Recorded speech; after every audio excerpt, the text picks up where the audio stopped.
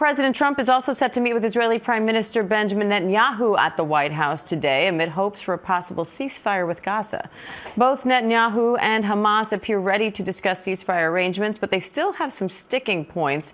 I want to bring in ABC News White House correspondent Karen Travers, Chief International Correspondent James Longman in Tel Aviv, and ABC News National Security and Defense Analyst Mick Mulroy for more. So, Karen, what are the president's goals with this meeting? The goal, of course, Diane, is to get to that ceasefire agreement between Israel and Hamas. The president said yesterday he believed they were close and that he thinks that they could get it done this week. They're also going to be talking about the recent U.S.-Israel offensive operations and attacks against Iran and where things stand in terms of the future of Iran's nuclear program. Those are going to be the two big things on the agenda today when the president sits down with the Israeli prime minister. This is the third time that Benjamin Netanyahu has been here to the White House since President Trump took office just in January. So that is notable how many times they have had these conversations by phone and how many times he has been here to the White House. The president, though, notably, Diane, is going to be meeting with him behind closed doors this evening. He's going to have a closed greeting with him on the south portico of the White House, and then they'll have a closed press dinner. We'll see if that opens up to cameras, but as of now, there is not an Oval Office meeting where we usually see the two leaders together and have a chance to ask them questions. We'll see if that changes over the course of the day. And James, Israel and Hamas are holding indirect talks in Qatar ahead of this meeting at the White House. What are you watching for there, and what are the main hurdles for a potential deal right now?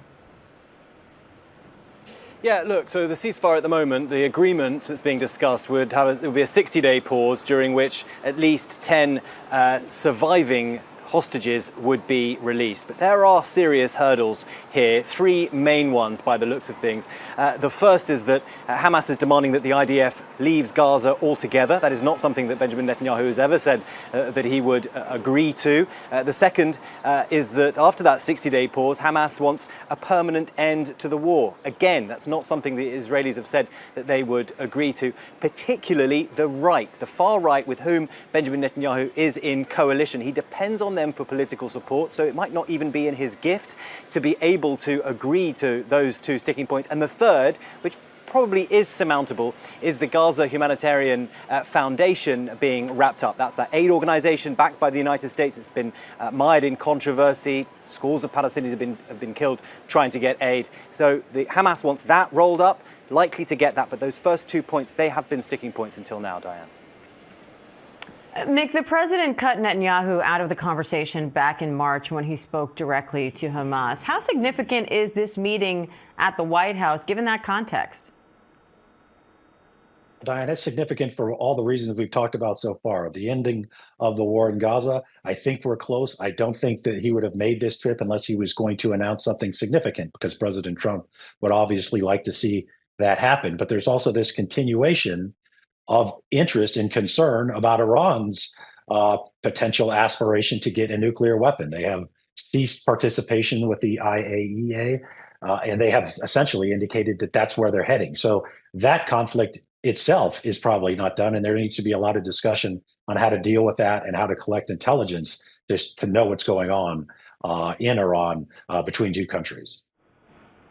Karen, meanwhile, the administration's warning of a looming trade deal deadline, saying countries need to make deals with the U.S. or their tariffs are going to go back to higher rates. What's the latest on that? Yeah, July 9th is the deadline for countries to make deals with the United States. That's the end of a 90-day pause period after the president had issued that pause when he put in place those sweeping tariffs back in early April. But now there's an indication from the Treasury Secretary and the Commerce Secretary that there's flexibility with that July 9th deadline. And the president today is expected to send letters to some U.S. trade partners. He had indicated it's about a dozen countries. The White House hasn't said yet which countries are getting those letters. But those letters would say that these countries have a couple more weeks to come to a deal, August 1st. And if at that point deals have not been reached, then those stiff tariffs would go into effect. Now, the big question, Diane, though, and there's a lot of confusion, is if you don't get a letter, are those higher tariffs going into effect on Wednesday, or do you also have some flexibility over the next couple of weeks?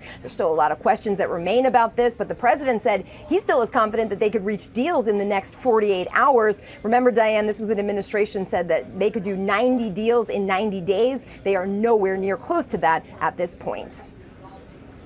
Karen Travers, James Longman, thank you both.